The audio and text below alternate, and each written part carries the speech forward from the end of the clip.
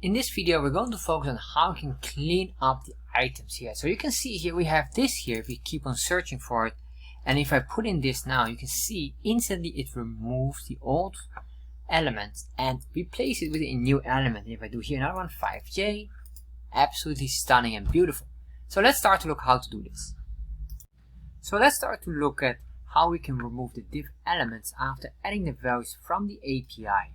So what we had in the previous video, for example, if I do this, there we are, and then after I will have, for example, 5J, you can see here we keep on adding these items and it is not very desirable. So what we want to do is we want to clean up these elements if we have a new search, which makes sense.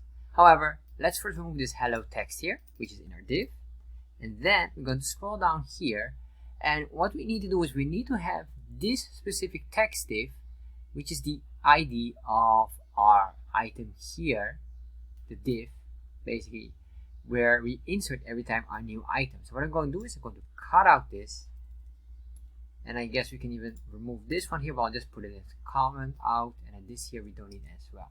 So we're going to put it in here, and the reason why we put it here is then we have this part all working, and what we want to do is by default automatically remove everything. So luckily this is very simple. All we're going to say is the while. This is the while loop. It will look at if we have any values and if there would be any value matching, which is basically this. We're going to say here text div, which is basically our constant here, and we say here dot first child.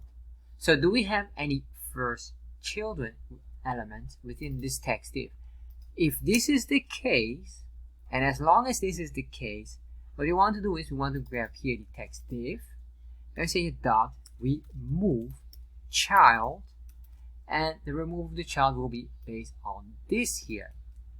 We remove the child, and which child specifically? Text div, which is this div element, then the first child that we find.